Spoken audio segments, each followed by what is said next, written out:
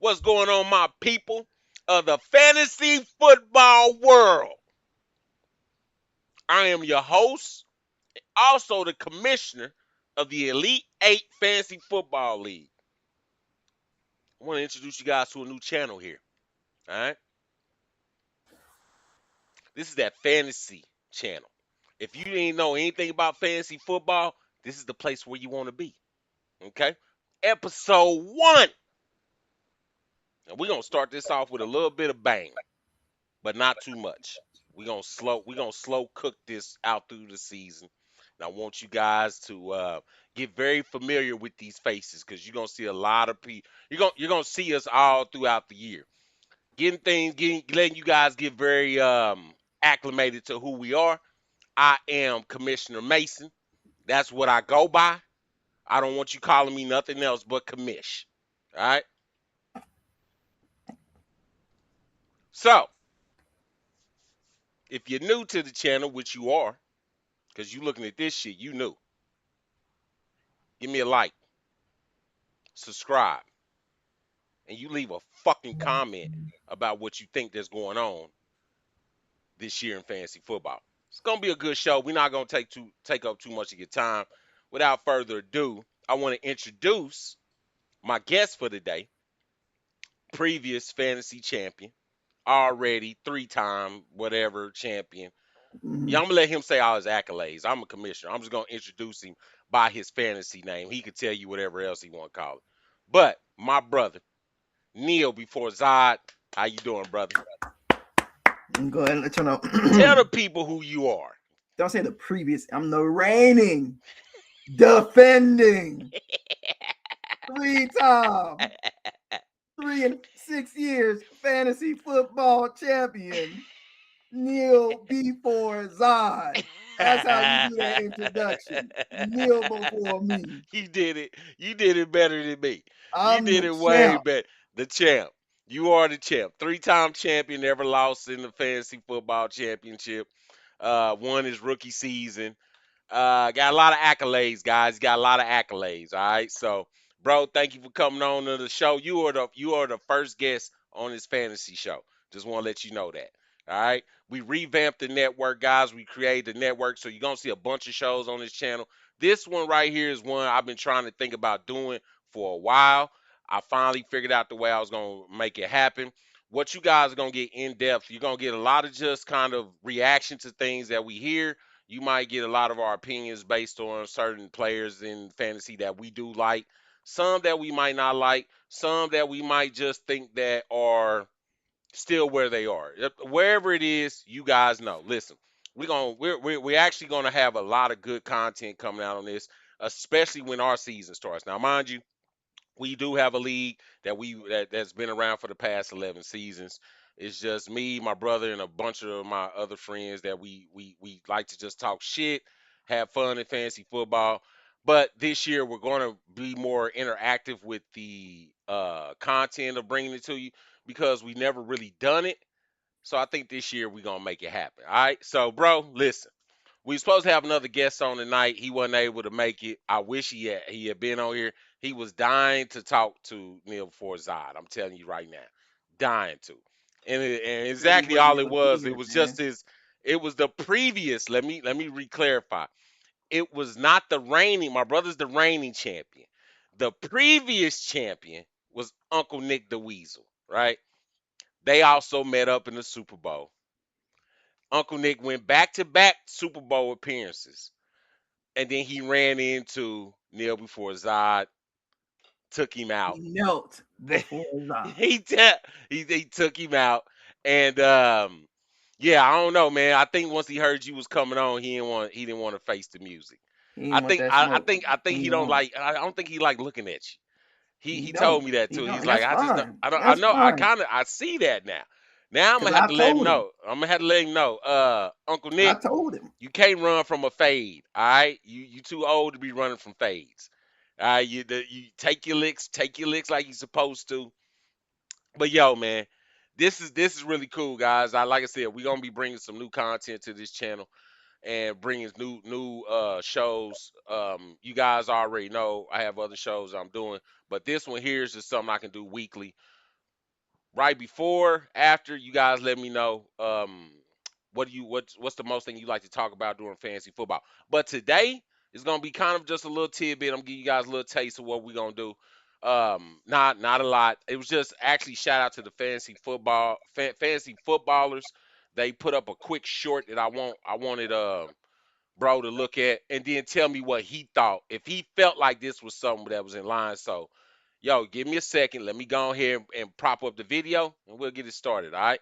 I would bet my right kidney that these 5 players will break out in fantasy football this year. And yesterday I put up my left kidney, so if you missed the first 5 players, make sure you check out that video after. Number 5 is Travion Henderson. When the Patriots made him the focal point last season, he averaged 22.7 points per game with Ramondre Stevenson out of the lineup. Now, I am fully aware Ramondre Stevenson is still a factor, but if the Patriots begin to trust Travion more in 2026, the upside is simply undeniable. At 4, I have Luther Burden, who was crazy efficient in his rookie season on a per route basis, running the third most yards per route and drawing a target on 26% of them. What makes him a prime breakout candidate, though, is his yards after catch ability. He averaged 7.23 yards after contact per reception last season, which was second to only Rashee Rice. Emeka Egbuka comes in at 3, and the case is pretty simple here. He earned 7+ targets in 12 of his first 14 games as a rookie, and through the first 10 weeks, he was a top 10 wide receiver. Now Mike Evans is gone, Chris Godwin is in the twilight of his career, and Emeka Egbuka is primed for a breakout. Number 2 is Colston Loveland, and once Ben Johnson let him loose last year, Loveland was the tight end 2 overall from week 9 on. In the Bears' final 4 games of last season, including the playoffs, Loveland averaged 12 targets and 94 receiving yards per game. The breakout is simply inevitable for 2026. But my last breakout player only played 9 games last season, yet when he was on the field for at least 75% of the snaps, he averaged 17.5 points per game, so Amari Hampton is set to explode with a bell cow role this year.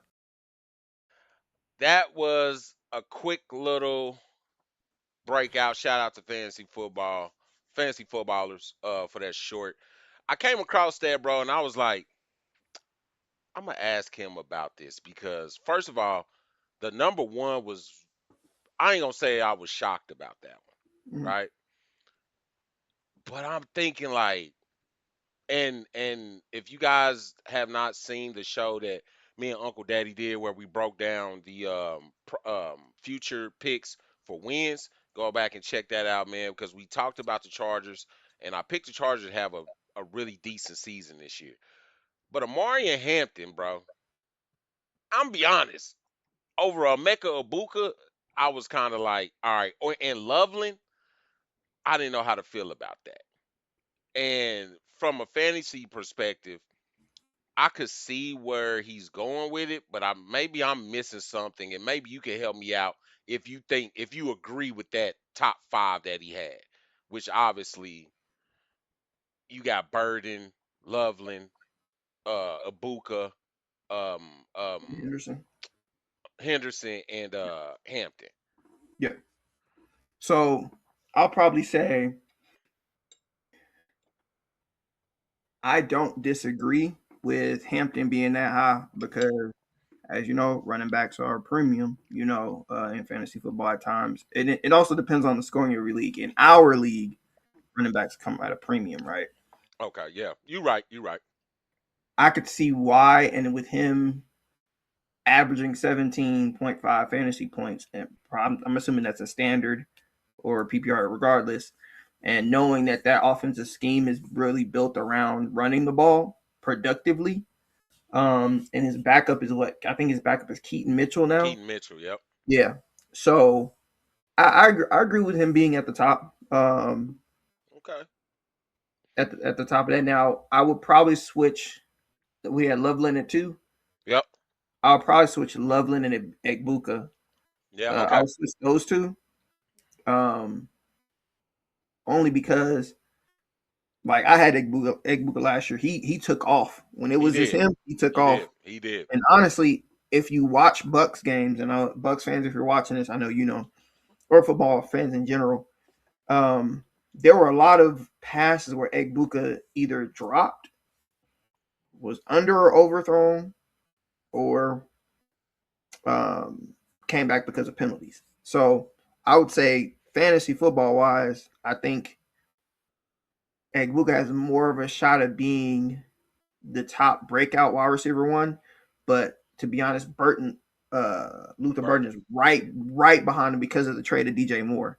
is going to give him much more opportunities to catch the ball, receive the ball, because him and DJ Moore have very similar play styles. Yeah, I They agree. both run hard when they catch the ball. They're both hard to bring down. So overall, and then Henderson, I think honestly Henderson should actually be higher too, because like Uncle Nick, who's not on the show right now, he had Henderson, and Henderson literally carried him to a victory to beat me earlier on in the season. Hmm. With those, what I think it was like 3 touchdown runs or Yeah, something like he that. had a crazy game. And so I'm like, I think Henderson should be a little bit higher. Loveland will probably drop to, out of those 5, I would put Loveland at 5, probably Ooh. Henderson at 4, but they got to trust him, like he was saying. And if for some reason, I don't know why they don't trust him. And at 3, I'd have Burden, and then 2 Ekbuka, and then number 1 still be Hampton. Okay. And I like how you pushing Loveland down. I will say this: I thought Loveland showed that he's going to be a very good weapon for Caleb, right? Mm-hmm. But I having Burden, because that's what kind of threw me off too, is he had 2 Bears on there. He had Burden, he had Loveland, so I was almost like, okay, well, who's really going to break out? Because it should be more Burden. Loveland, we already know what he's capable of doing. I think that's not really a breakout for him. I think him breaking out is just like putting up astronomical wide receiver numbers, right? Yeah. But Burden has the ability to really take the reins as far as being, he could be the top, even though I know they still have a Doomsday there, and oh shoot, I just lost his name. I just seen it. I just Full seen commit.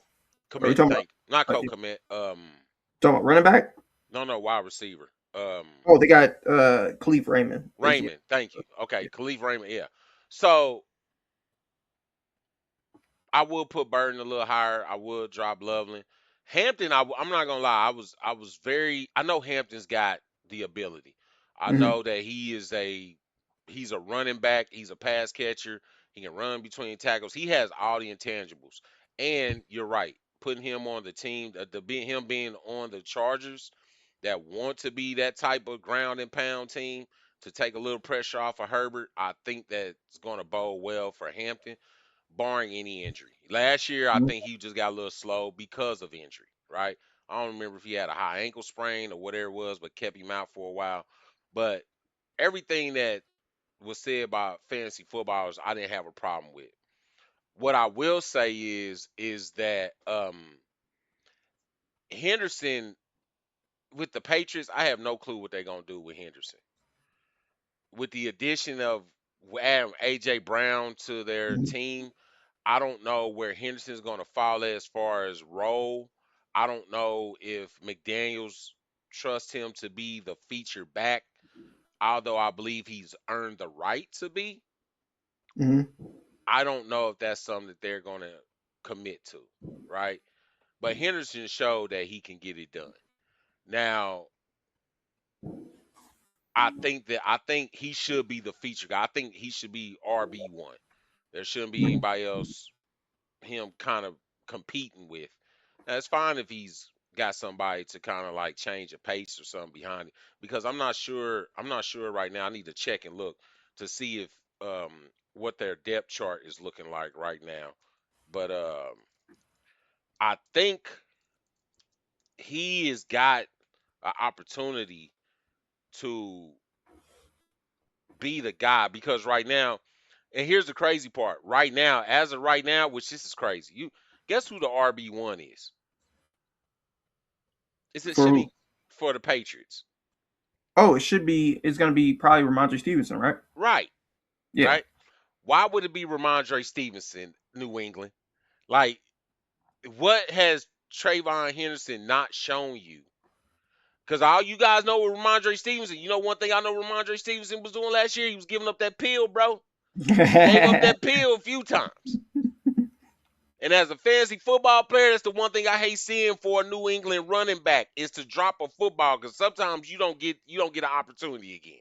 It happens. Mm-hmm.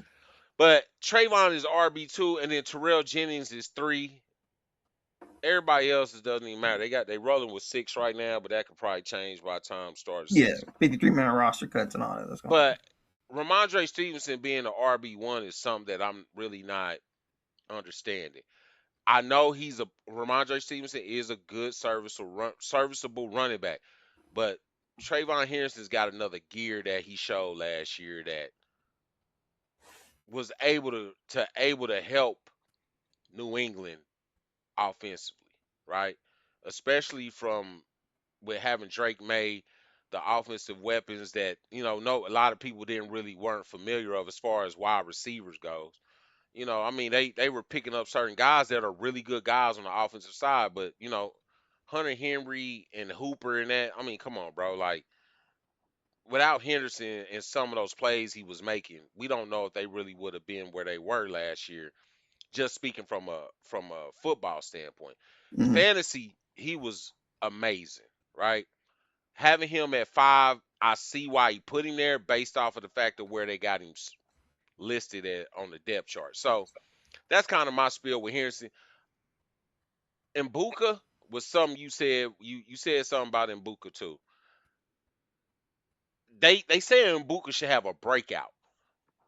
Did Mbuka didn't break out? I mean, he didn't win Rookie of the Year, so he didn't break out to me. Tedderall McMillan. To be honest, Tedderall McMillan should have been on that list too.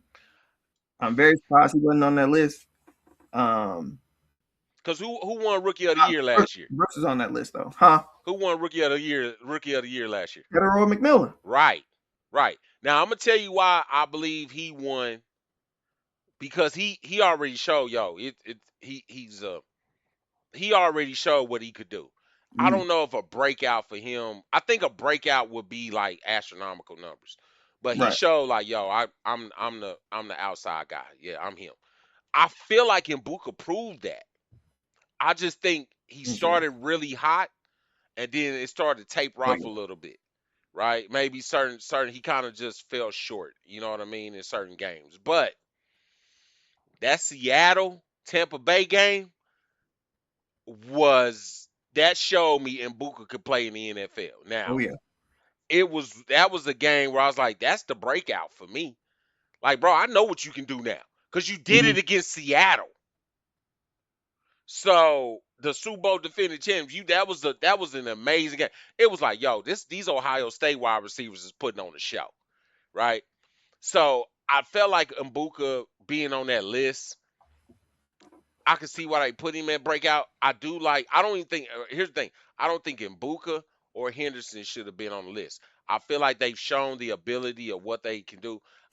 Burden, Loveland, Hampton, those guys didn't get that ability to show what they really could do yet.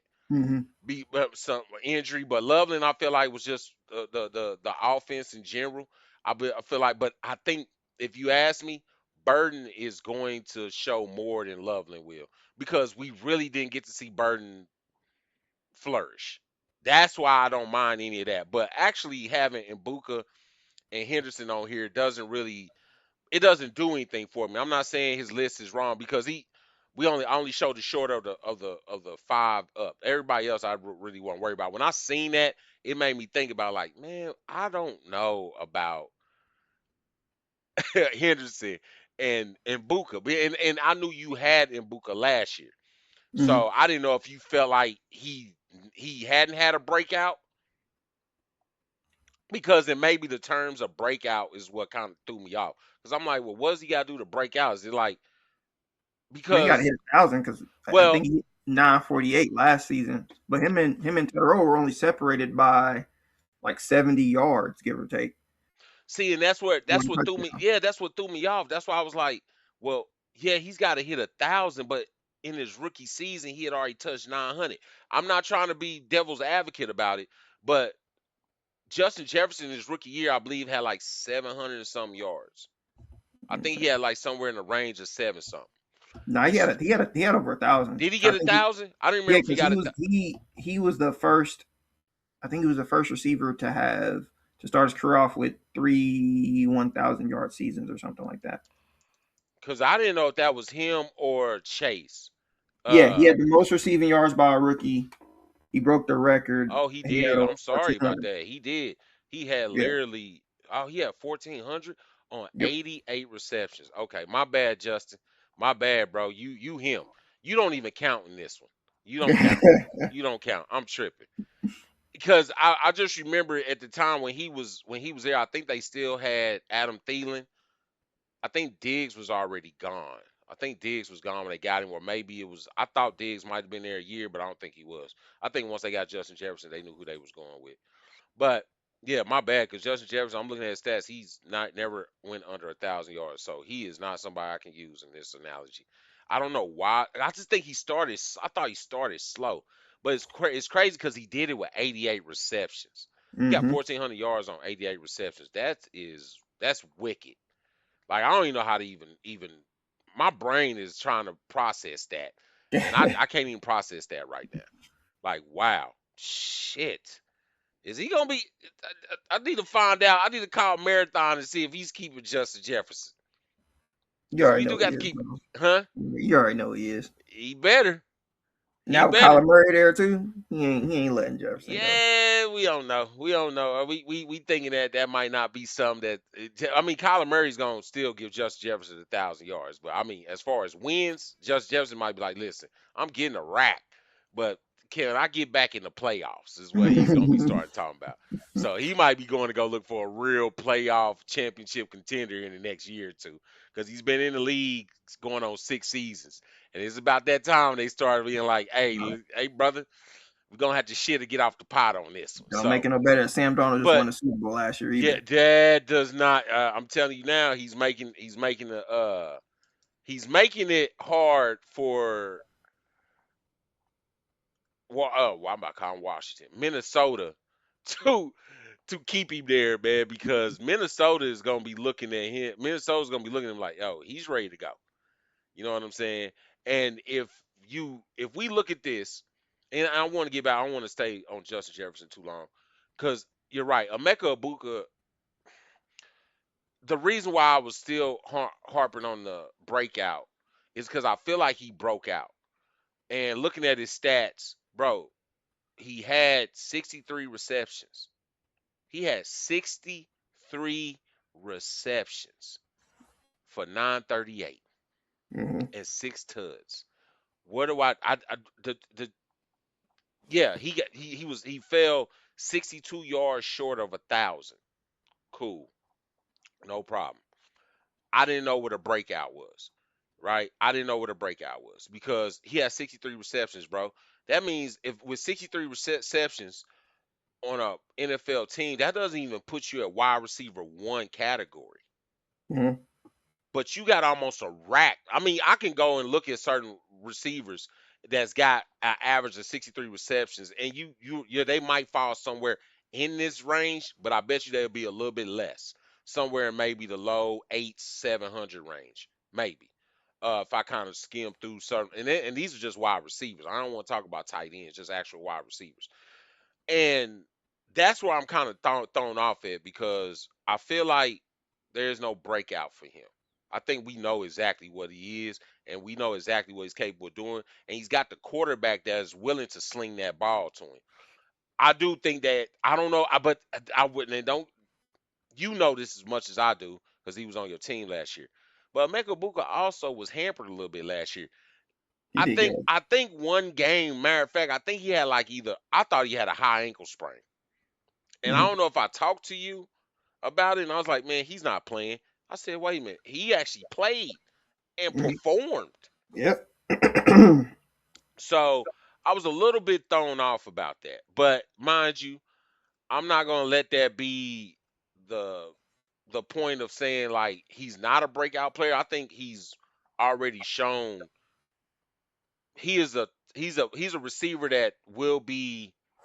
I don't know. I don't want to get in ADPs and shit like that because the season hasn't really came to fruition. There's a lot of guys on that list, but he's showing he's going to move up the ranks over time. And I'm not saying because you had him last year.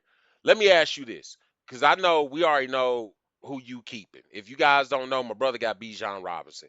He ain't letting him go yet. It's You're not coming. going But at some point he gonna Belichick it, and things are gonna change, but it's cool. All right. But let me ask you this: right now, could you consider Ibuka being a kept player if you didn't have Bijan? So based off my roster, no, because Okay. I had Jonathan Taylor too. Yeah, So yeah, yeah, exactly. So, but I'm just saying, I'm saying easy. without him, you would still go with Jonathan Taylor. You still gonna go running Yeah. back based off of what it was that you felt. Now, as far as your receivers, will he be one that you would kept? Nah, Tedder McMillan. I probably would have Exactly. kept So Tedder what I'm saying is you already know like but they didn't. McMillan wasn't a breakout. I think Ibuka is not a kept player yet, but he's very serviceable for your team over time when you're building your fantasy team. McMillan. I know you didn't like some of the way that maybe Tampa Bay was calling plays because it did sometimes it looked like once certain games it was just like he disappeared. I don't know what was really going on. I don't even think that had anything to do with him. I think it had a lot to do with the play calling. But that's just neither here or there when it comes about that. But like I said, I just felt like him being a breakout player was something that it didn't really make sense to me because I look at Hampton, and Hampton, of course, he should be a breakout player because he had 124 attempts and 545 yards and 4 tuds. Yes, he should be in the role for a breakout player. But in Buka, eh, he kind of showed me he's a breakout. He already broke out because Yeah. I don't remember how many yards McMillan had. I don't know if you know by any chance, but 1014. 1,014. Mm. So and you had said it earlier that I think that was less than what, a little bit over about 80 yards ish Yeah, about behind. 80. Yeah, Give about or 80 take. yards. Or 70 yards, give or take. Well, I think that's why you said like you were shocked that he wasn't on his list, which is Hmm. fine. I will say this though, bro, is that if I was a betting man and I had to put your order because you did rearrange your order, I would do exactly what you did. I probably would put Loveland at 5. I would keep Hampton. I don't know, man. I think Hampton. I will put Hampton in number 1. I'll keep Hampton in number 1. Loveland would drop all the way down. Mbuka wouldn't be on there, but I would put Burden above Mbuka because I already know what Mbuka can do. Yeah. And then after that, Henderson. It sucks because I'm gonna keep Henderson at 4 Mhm. because he's not even an RB1 right now, and he's already shown what he can do. I don't really consider him like a need for a breakout, but I want to see what Hampton does in with being the full time share, barring any injury. And that's the thing about fantasy football, but just in football in general, man. If these guys get hurt, it can just dismantle your team, and if you're not planning accordingly, you're gonna end up just watching it your week by week. Just keep you got guys sitting on the IR that you can't put in. This guy just got hurt, and you're trying to figure it out. And Hampton needs to be that guy that can be dependable at least the 90% of the fantasy season. That Mhm. just means from weeks 1 through, which is pretty much damn near the whole football season, weeks 1 through 16, because our Yeah. championship game is week 16. So hey man, listen, I don't shout out to the football fantasy football headliners or football headliners. I always say it wrong. But they do good content. They always dropping videos. I've always watched them, but when I seen that, I wanted to get your opinion on it and then see where you would rank them, which you had already did that. Now, we took up a lot of time with that one, right? But we gonna end it like this, guys. Like I said, we ain't gonna take up a lot of your time because there's gonna be a lot of jam-packed stuff I'm gonna try and put into shows, but I want to keep them more condensed to get that good feel so you guys can really understand what's about to happen in on this channel because there's gonna be a lot of shit talking from me. All right, it's gonna be a lot of shit talking from me.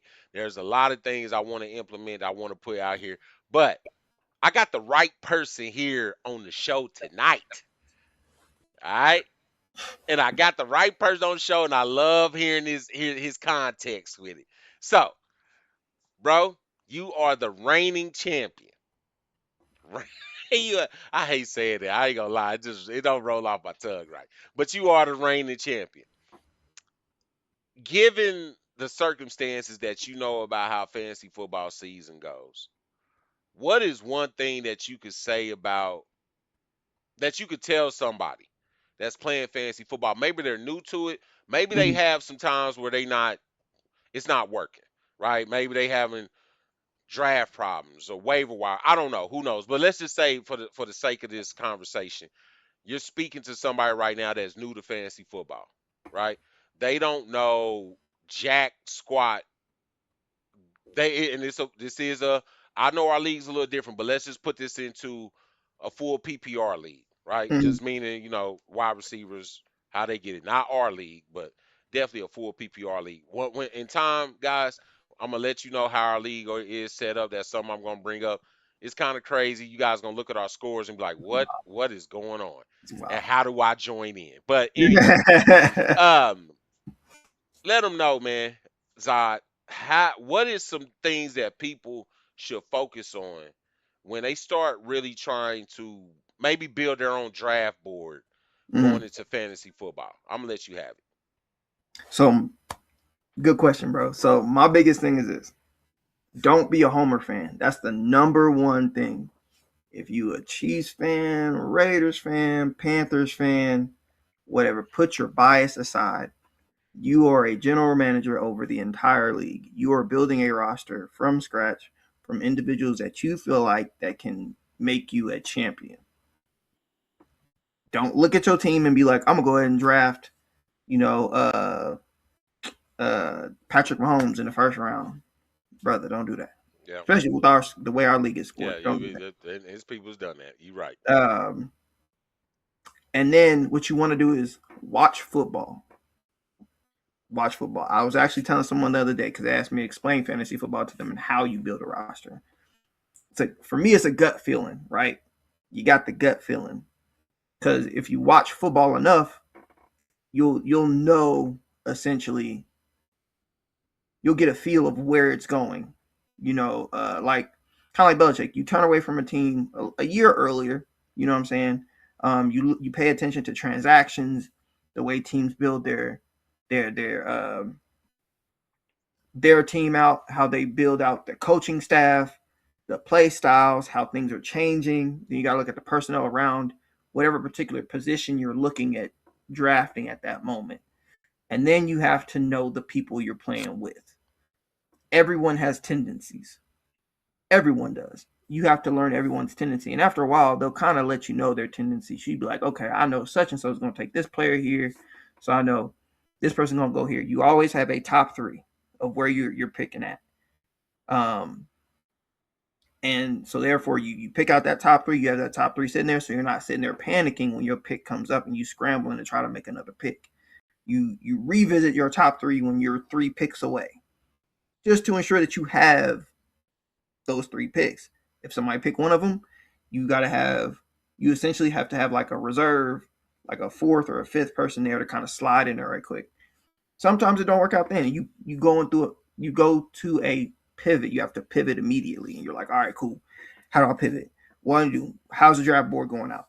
All the running backs going round one. Okay, cool. I know I need to grab one now. Or all the wide receivers going round one. Let me go ahead, see how teams. You got to know teams depth charts. And like, yes, granted, this is a lot, but if you love football Yeah, and you love fantasy football, it's not a lot. This is a joy. It's a yeah, joy to know every team's depth chart, know how everything works out. So if someone took Roma Dunze, okay, I can get Burden probably round 3 or 4. So let me go ahead, get the best running back that's here so I can build my roster with running backs. So you're initially creating your own team from scratch. So you're initially saying, this is how I want my team to be built. I want to be running back heavy. I want to be receiver heavy. However, if you're in a league that has 2 quarterbacks, then you're scouting 2 quarterbacks. But if you're in one, a regular one, a PPR or standard format, you're getting 1 quarterback. So you can typically wait a cool little minute for you grab that quarterback because you build the rest of the roster. Because there's 32 positions in it. There's 32 teams in the NFL. Out of those 32, there's 20, I say between 20 and 25 serviceable quarterbacks that can get you through fantasy football. So at that point, quarterback is not the most important position, right? Hmm. Um, but running backs and receivers, depending on how your league is scored, tight ends. So you got to go. If you go for that number one tight end, don't take him in the first round, bro. Take him kind of like second, third, if that's what you're feeling. But you got to understand how you want your roster built before you even do all of that. So you're like running back heavy, receiver heavy, um, and that kind of helps you build out your draft board because you know who you're picking at that point. You know how you Mm. want to build that roster. You know who you want to go for. So I would say to all those who are just joining fantasy football, do a little research. Your first thing to do, go look at how you're scoring. Go look at how the scoring is. I can tell you right now, when I joined this league, the first thing Kamish told me, he said, before you get in this draft room, go look at how it's scored first.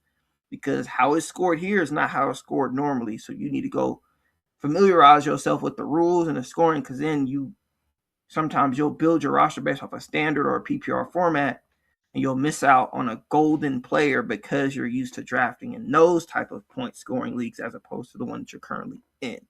Gotcha. So that's how I would say you want to start off, and then just from there, man, it's pretty much experience. And sometimes you win, sometimes you lose, man. Sometimes you make the playoffs, sometimes you don't. Sometimes you start the right person, and sometimes you start the wrong person, and you're kicking yourself. You're like, had I started him, I'd have won by like Yeah. 0.2 points or Yeah. 3 points. But you always want to keep an eye too on injuries. Make sure you're in the know of news. You have your notifications ready. You just be like, hey, you gotta know who's on that depth chart. Yeah. So Yeah. Well, I mean, and you guys here first. You hear from the reigning champion. Obviously, he's won it 3 times. So he's giving you guys some gems right there because he is right. I do like exactly how you said it. You got to know you got to know how your league is scored, man. I hear it a lot. Guys get in the league, and I've done it when I first got in. I didn't even pay attention to the scoring. They just say, "Oh, it's just standard." Well, based off of that, if it's a standard league, I'm gonna draft a little different based off of that. And then two, you have to know how your lineups are set. Now, I know there are a lot of standard leagues and a lot of PPR leagues. They can fluctuate with how they are. We are a true 11 on 11. Basically, we have 11 players on each side. I mean, on our team. So with that, we added an extra flex, and we also made it to where we can go 5 wide. Right? We can go with 5 wide receivers. That's unheard of. We don't add an extra quarterback. We didn't do any of that. But he is right. You want to know how your league is structured, just so you can be able to go and draft accordingly, and be able to know how you need to leverage your team as far as balance. I don't want to say leverage, but balance your team out. One thing that, and I don't know if my brother has ever had to deal with, but I did. One year, I just said I just need running back, so I went with very running back heavy. But then I was very lackluster in my wide receivers, and it hurt me, right? Because where I thought my running backs were gonna make up, they weren't all. Even when they did good, my wide receivers gave me sometimes almost nothing. So he's right. You really want to watch a lot of football. You want to be able to be, if you're somebody that watches football and you're getting in fantasy football, you're kind of already in the know, right? But if you're somebody that's new to fantasy football and you watch it, you definitely, like he's right. You definitely want to know how the league is structured. How many players can you play? You got how many running backs can I play in a game? Is it a two quarterback? Is it a super flex? How many tight ends I can I mhm. play? Stuff like that. Do y'all play with a defense? Do you play with a kicker? Those things matter because sometimes you want to go about how you want to draft, right? And yeah, he's 100% right about that. It's just being in the know. Sometimes, yeah, man, fantasy football is sometimes luck. I don't necessarily always say it's luck. I think you can't get lucky and get to a Super Bowl. I think you literally draft a right team. You play the waiver wire. You make a trade, and not to kind of drag this along, but before it was a conversation me and him had years ago. before he was ever in the league. And I'm gonna tell you right now, this was probably one of the best things he ever did. Even though I think after talking to him, he said he got cheated when Nick Chubb was a rookie. Remember, we talked Mm-hmm. about it. And I said, hey man, I think we both had was it Jordan Howard? Jordan I don't Howard. even want to talk about that, man. That just rubbed my skin a little bit. Jordan Howard, hey, if Jordan Howard, he's a hell probably a good man, great guy, but I just wish I didn't have you on fantasy football that year. Anyway, um, I remember just when you watch football, it was some that was just like Nick Chubb was the third running back on the depth chart at the time when I think me and my brother were talking about. I said, "Hey man, you need to look at Nick Chubb. Just look at this." He went and looked at it, he checked it out, and he was like, "I think I'm gonna trade for him." Threw a trade out that probably, and this is no BS. I'm pretty sure the trade you threw out to the person was like, "I'm robbing this guy." Yeah. Like they were probably thinking, "Oh, I'm getting over on him. He wants my third string running back." And they didn't really realize what was already known. And then Nick Chubb turns into a household name that next year. It's That was one of like a those week things. later. It It was a was week like, well, no, I'm literally saying as a week far as later. what Oh happened yeah. to him, Oh because yeah, he yeah, went from third to one and he never looked back until he took injuries. yeah. So yeah, man, I think he's right. You once you know football and you just kind of see certain breakouts now, and the guys don't even understand, shouldn't already know. The reason why I said he will Belichick, but what I mean by that is the reigning champion here. He doesn't when he says learn football or you got to watch football. That means he's gonna make a move before it goes bad, right? A lot of guys like hold on. You guys that are in keeper leagues, you like holding on to your guys forever and all that. He told you. They literally told you guys with the first. He dropped the gem to you. Don't be a homer. Mm-hmm. Do not just. I mean, he's my favorite player. Smack him out of that. We not playing. This ain't a fan fantasy. Okay, this is fantasy football for money. Mm-hmm. Okay, use your GM brain. Build your team correctly. If you need to pivot, pivot when you need to, but don't hold on to somebody just because you like them. Like he said, you'll start knowing in your league. You'll start seeing people doing certain stuff. You be like, I already know what they're gonna do. I already know what they're gonna do. I might not know what they're gonna do, but I know they're gonna do. Mm-hmm. And that's where he's kind of getting at it with is like, don't be locked in to the point that you're gonna miss out. I've seen him do it plenty of times, right? The man started with McCaffrey. He went to Taylor, left Taylor, went to I don't know if you went to Bijan. Bijan after that. Okay, so he went to Bijan. He was like, got him. And the thing was, I think a lot of people in our league wasn't familiar with Bijan, right? A lot of people knew, oh man, it's a running back out of Texas, yeah. But he already knew about him. That's another thing. If you're somebody that watches football and you don't just watch the NFL and you're in a college, it's gonna be an advantage for you for the guys that's gonna be coming into the league because Mm-hmm. you're gonna see promise that the guys that only just watch uh, uh, NFL football are going to miss out. He talked to you guys about McMillan. He knew about McMillan because it wasn't just the fact that he went to his team. He already knew what kind of player he was. So know what it is. Now, mind you, he also said don't be a homer and pick your team. But if you know somebody on your team is a hell of a player, yeah, go ahead and pick them up. Don't pick them up just because they got drafted. If you know this person could be somebody that could be a transitional player for your fantasy team, pick them up. Mind you, he said he had McMillan and he had Mbuka. Them was two rookie wide receivers. I'm gonna tell you right now, he did something. If anybody knows me, if I'm sorry, Uncle Nick the Weasel was here right now, he would tell you my philosophy I have on rookie receivers. I don't think rookie receivers hit all the time. There are some that do flourish. Don't get me wrong. And McMillan and Buka showed that because these guys are pretty much 1,000-yard guys. That's very uncommon that you get a rookie wide receiver to come into the league and hit on 1,000 yards. It is not common, guys. But when it happens, you know what you have there. So he's right. You got to pay attention. You got to know who you're getting. And if you don't watch college football, that's fine. But pay attention to where they at on their depth chart. Are they contributing? And especially when we draft, because we draft Labor Day weekend, right? So we already know the full length of the 53-man roster. We probably done looked at a few preseason games. We probably done checked out some footage that some other new channel has been reporting. All of those things come in to play when you're trying to build a roster, right? Like I said, I believe there is a little bit of luck because sometimes things happen. And I don't want to take up too much time with that, but I really want to bring up some of what he's talking about. Sometimes things happen. He brought up Trayvon Henderson. Now, we talked about Trayvon Henderson having a miraculous game one game. What Trayvon Henderson did against him, because it was Uncle Nick the Weasel he was playing, my brother should have won the game. Should have won. Yep. Trayvon Henderson in our stats, our league. That's why he's saying that. Sometimes the players you get that you know have that capability, that home run, take the top off, that would add value in our league. He set the tone and helped Uncle Nick the Weasel beat my brother. It was literally just the craziest game I think we had ever seen. I think he had two or maybe two big bonuses, Hmm. touchdown runs. It was crazy. It was a crazy game.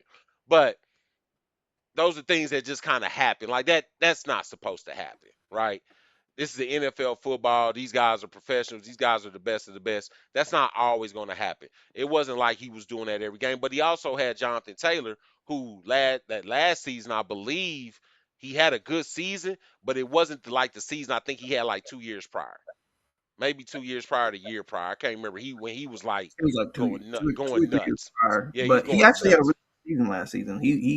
No, he He had a good season. I'm until saying Daniel Jones got hurt. That no. That what I'm saying is he had a good season last season, but oh I'm yeah. talking about that crazy season. Like, yo, when it was the year, it was 2 years prior. It might have been Hmm. 2 or 3 years prior. He just went nuts, bro. Like every run was like a 20, 30 yarder. He was just going ham. So When I had him. yeah, and I'm saying you'll pick up these guys, and sometimes everybody's not going to see it. Hell, sometimes you're not going to see it. Hmm. You just know that this guy's a good player.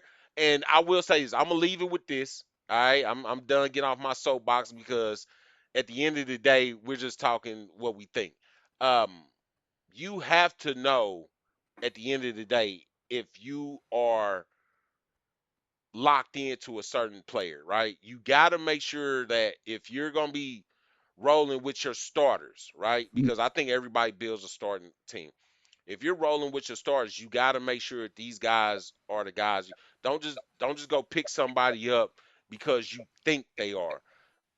You're gonna take the best player available, and sometimes that works with you and it works against you because I think don't look at what I was getting ready to say is that's where I was at.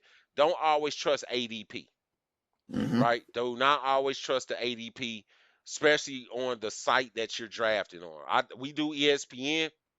I think ESPN does great. They've been enhancing their fantasy football section a lot. They got a lot more added in there, but do not always trust the ADP. The ADP is very true. If I had to give a percentage, I'm gonna say right now 70%. Right? Could be probably higher now with all the additions they made to it, but right now it's 70%. So for me, I think that that's gonna be the best argument I can make for anybody that's getting into it, that is getting into fantasy football, is everything that bro said. I just kind of piggybacked off a lot of and just kind of highlighted certain key points that I did like about it, and then that's how you guys gonna do. But listen, man, we ain't gonna take up too much of your time, bro. Bro, I appreciate you coming on this show, Thanks, man. enjoying spread. I wish Uncle Nick the Weasel. Listen, we gonna the next show. I'm trying to get them both on here. Listen, you guys, that is fucking comedy, okay? Because there's a lot of things Uncle Nick wants to get off his chest towards this man. And I'm gonna tell you right there, on the next episode, if we get them both on here, you guys trust me, you're gonna want to tune in because the bad blood that's between these two is what gives me joy in my league. All right, so the bad blood that is here, there's so much effery that happened between these two. The fact that they met up in the Super Bowl was only the cherry on the top. that set the tone for it. It was to me. It was other than me and my brother playing in Super Bowl, him and Uncle Nick, that made it. That was like, okay, this right here, because there was a lot going on, a lot of storylines going on with. But listen, man, I ain't gonna keep rambling on about it. There's a lot I can say about that, but I know if Uncle Nick was here right now, he probably would have took about 4 or 5 shots because every time he hears Zod, he just his hands start shaking. He's like he get them tremors and stuff on him. So, hey man, listen, I'm your boy Commissioner Mason. We got Kneel B4 Zod on the show. Listen, man, this is our fantasy show. We're gonna be doing more. I'm gonna try and do some every week, but until as the fantasy football season kicks up and the NFL season kicks up, you're gonna see me putting more out. You're gonna see probably a lot more shorts. So just go ahead and just click on them, leave a comment, subscribe to the channel, man. Check this out. There's gonna be a playlist that I'm gonna have. This is episode 1. Doing some good things this year, man. We're gonna have a lot of fun. We're gonna enjoy this fantasy football season. Again, thank you, Zai, for hopping on. Do you got anything else for the people before we get out of here? Bow before your ruler. Hey, I listen, I can't even say nothing. I can't even say nothing about it because this is him reigning until he's not, right? And I love already expect he feel like he gonna go back. But it is what it is. You know what I'm saying? that. We'll see what it is. But listen, man, like, comment, subscribe. Don't forget to turn on them post notifications. Leave a comment. Tell me who you think should be the breakout player this year in fantasy football. All right? I'll talk to you when I talk to you. Peace.